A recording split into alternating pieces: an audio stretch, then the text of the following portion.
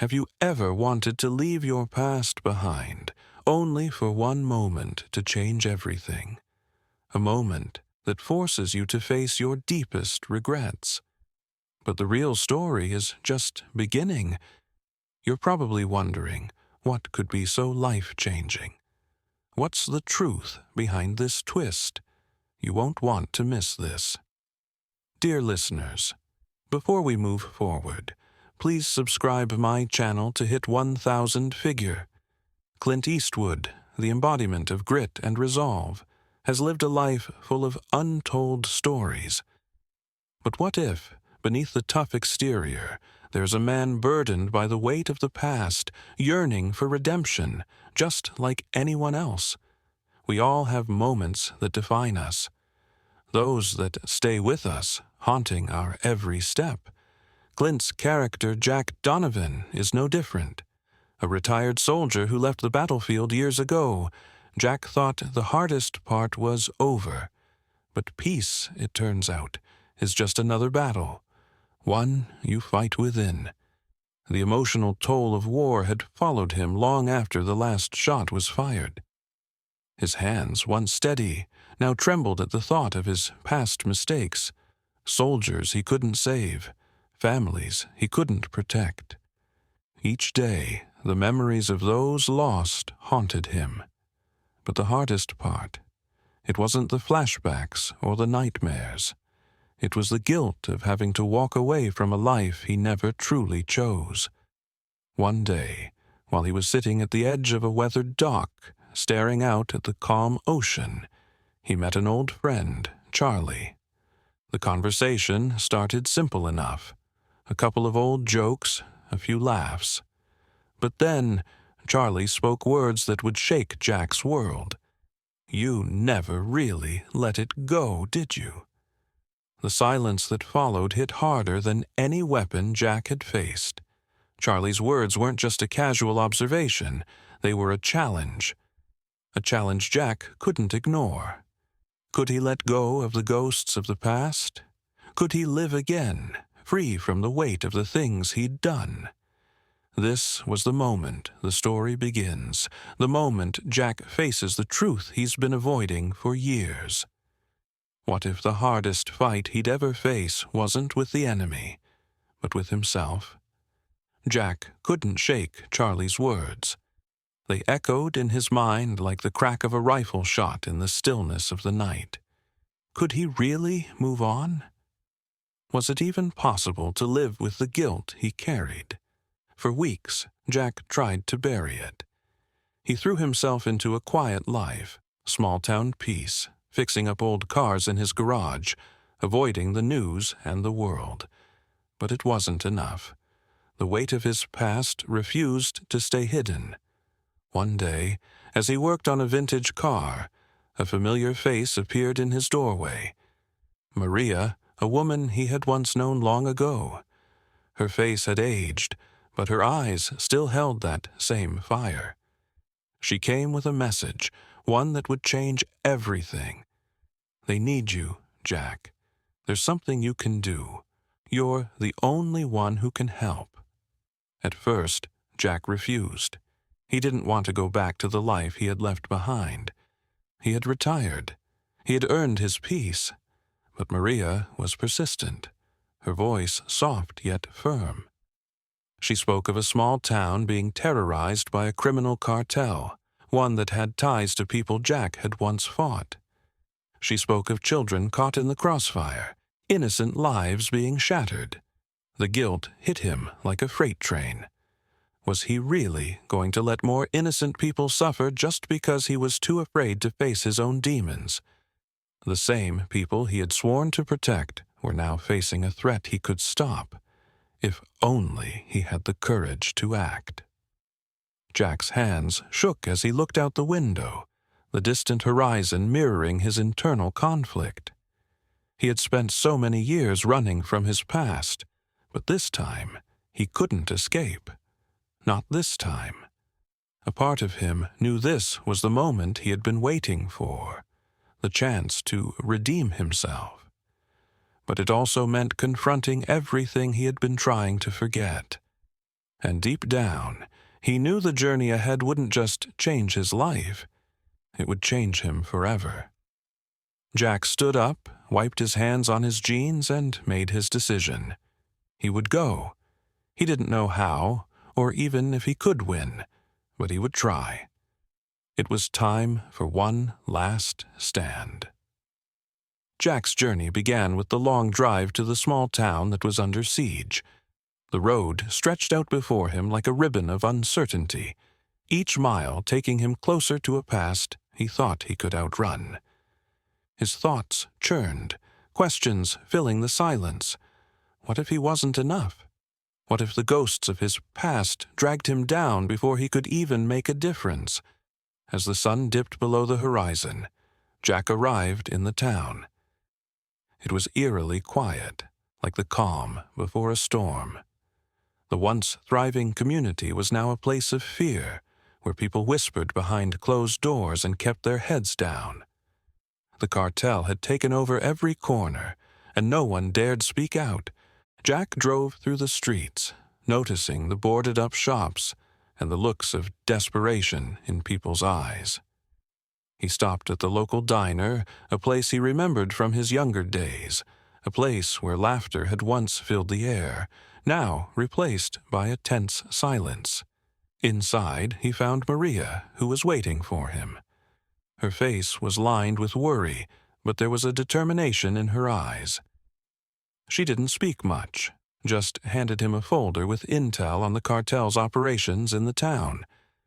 "These people have been suffering for too long, Jack," Maria said, her voice steady but thick with emotion. "You're the only one who can stop them." Jack glanced at the folder, then back at her. "I'm not sure I'm the man you remember," he replied quietly. Maria shook her head. "You never lost who you are. You just buried him. But he's still there. You can still fight for what's right." Jack let her words sink in as he stepped back outside into the cold night air. The town wasn't just a place. It was a symbol of everything he had failed to protect. His anger flared, but this time it wasn't the anger of a soldier. It was the anger of a man who had been given a second chance, and he wasn't going to waste it. The first confrontation was inevitable. The cartel had eyes everywhere, and Jack knew they would be watching him. His reputation from his military days was enough to make them take notice, but Jack wasn't ready to face them head-on, not yet. Instead, he decided to infiltrate, gather intel, and wait for the perfect moment. He had to be careful. One wrong move, and the town would pay the price. But the fire inside him burned bright. He was no longer just fighting for the people of the town. He was fighting for himself. As days passed, Jack's resolve was tested. He found himself navigating the underworld of the cartel, moving in shadows, gathering intel, and slowly making connections with people who still had the courage to stand up.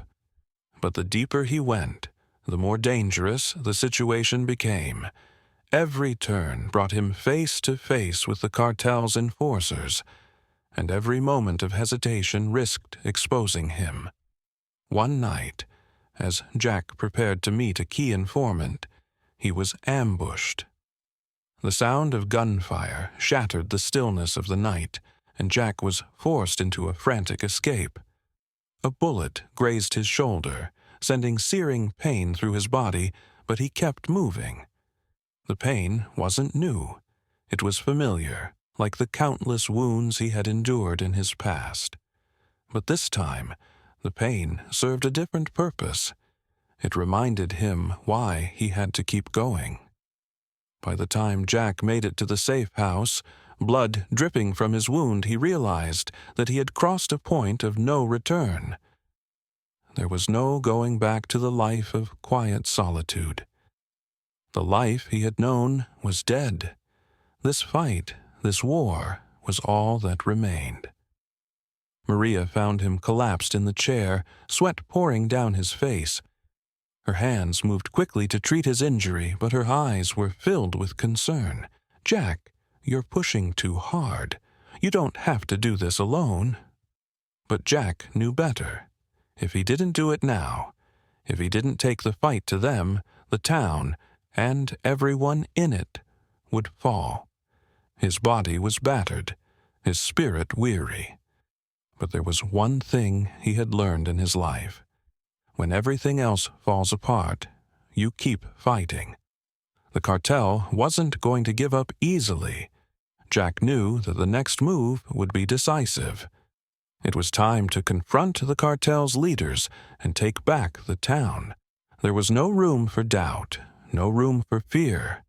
This was the moment of truth.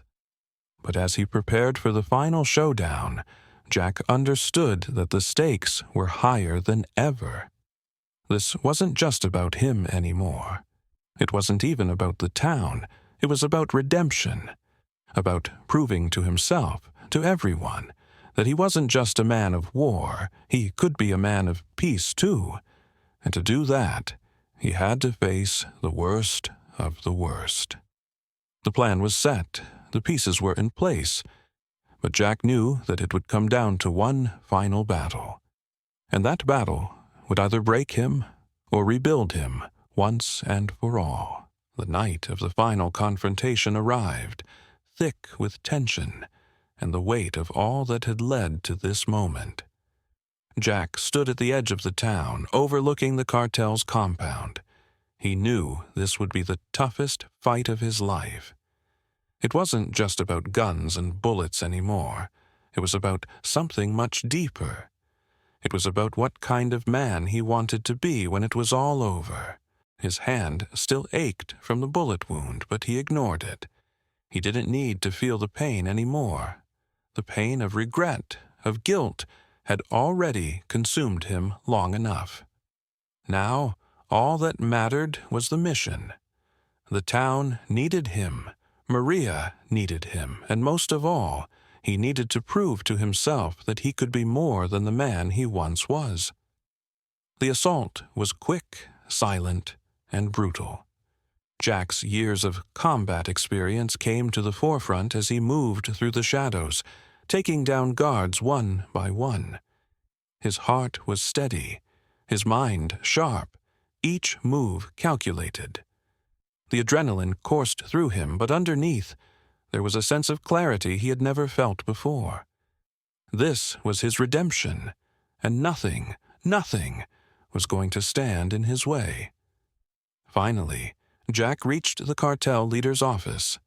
There, sitting at the desk, was the man who had caused all this chaos, Vargas, a ruthless criminal with a reputation for cruelty. The air between them crackled with tension, the moment both inevitable and terrifying. "You think you can take me down, old man?" Vargas sneered, standing up slowly. "You're nothing but a shadow of the soldier you used to be."